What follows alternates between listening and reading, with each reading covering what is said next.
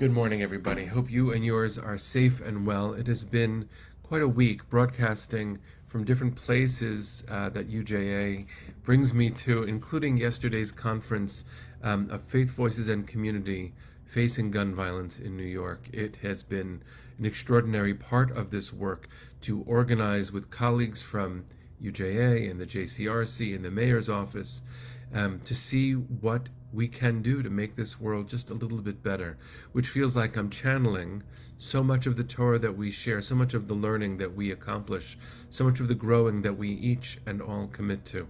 So I was carrying all of you with me. Thank you for journeying with me as I feel so privileged to be part of the work, and I want to bring all of us into it. So thank you for sharing all of that with me. I'd like to dedicate today's Torah learning to the memory of a wonderful rabbi who just died yesterday. His name is Rabbi Jonathan Omerman. He was a very special, graceful human being, meeting with the Dalai Lama and discussing meditation and Jewish spirituality, founding an organization that is now known as the Institute for Jewish Spirituality. He and his wife Nan were part of a community that I served as rabbi in Berkeley, California, and his grace has been impactful on many, many people's lives. So may the memory of Rabbi Jonathan Omerman be for a blessing. Here's a little bit of Torah. Parshat Emor deals with so many of the things we've already discussed, including the power of the priest to be a holy person in holy time and holy space. The requirements that they remain pure, which is an imperfect translation, through not coming into contact with the dead, because the holy people and the holy place during holy time is a convergence of holinesses. But what we don't typically discuss is the description of who is fit to be a priest. After all, you don't do anything to earn the priesthood. You are born to a certain person, and that's what entitles you to that role. But what I want to share, and it's not the happiest thing, is that the Torah actually, this is Leviticus chapter 21, details what would disqualify a priest from being eligible to serve. Just because you're born a priest doesn't mean that you're eligible. And so here's a problematic verse. There's no other way to say it. Excluded from the functions of the Kohen, of the priest, is anyone who is blind or lame, or has a limb too short or too long, who has a broken leg or a broken arm, who is a hunchback or small. In the translation I'm looking at, it says dwarf, but that's obviously not the term that I would use today. How important it is for us to face the Torah, to hear what it says, to wonder what it might mean, and to think about how we would apply it differently. Think about every shul that has a ramp to grant accessibility to the bima. Think about modern shuls who, because of accessibility, build themselves with no bima, because why should you need a ramp in the first place? In fact, when you look at the ancient text discussing who is leading prayer, the phrase for the prayer leader is Yored Lifnei Teva, someone who descends in front of the reader's table. And in fact, the descent you could see in the most ancient synagogue ever discovered by the archaeologist in Israel, Yigal Yadin.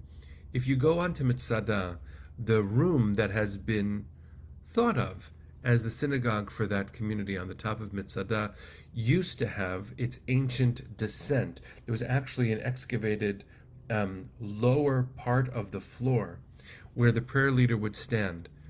People would walk in there and trip, actually, and so they filled it in. But it used to be that in order to lead the community, you had to step down, not up. And that made sense. If you think about the way stadiums have stadium seating, that is actually designed after the way in the ancient world public gatherings would allow lines of sight without creating a raised platform. The very idea that leadership would be less reachable for those with any physical disability, and the way that the ancient world saw us if we couldn't see, if our eyes were blind, or if we couldn't hear, or if we were in a wheelchair, as my dear teacher and friend, Rabbi Jonathan Omerman was. He was in a motorized wheelchair for a lot of his life, certainly his later years.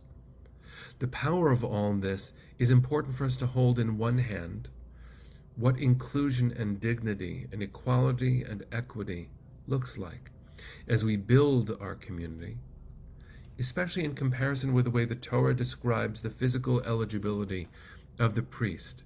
Would we exclude from our community, from leadership, someone who is blind? Of course not. Would we exclude from our community and leadership someone who didn't walk with an equal gait? Of course not. Someone who has a broken leg can't serve as a Kohen? Someone who can't speak?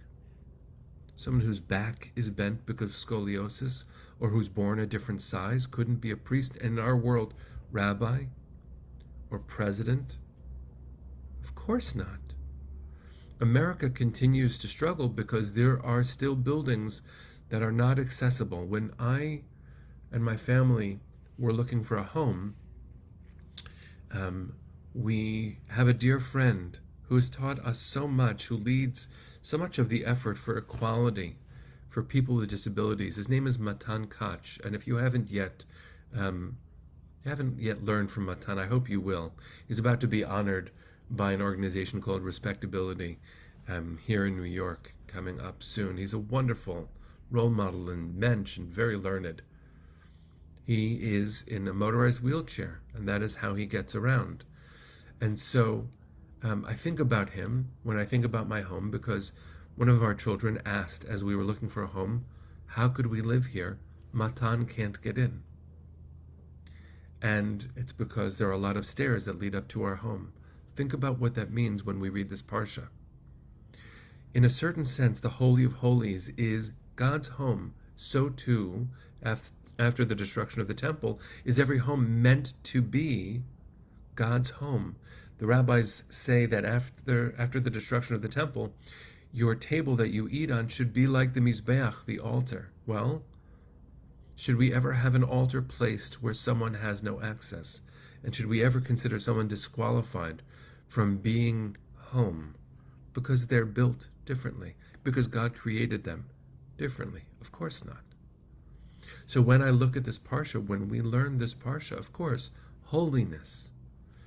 But if the biblical notion of holiness has to do with physical perfection, I think holiness has grown since then.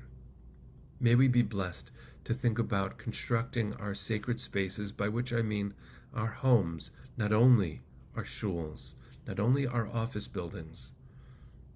Let's think about what it is to see holiness and dignity in everyone, however God created them. All right, friends, let's go into a good day. Let's sing our way into it.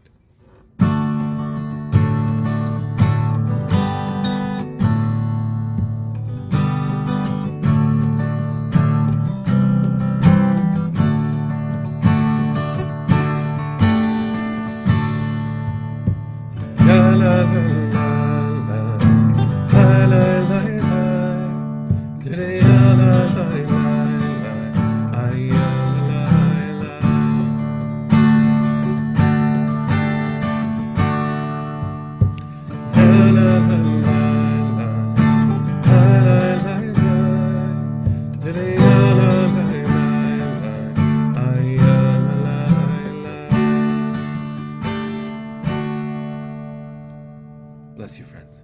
See you soon. Have a beautiful day.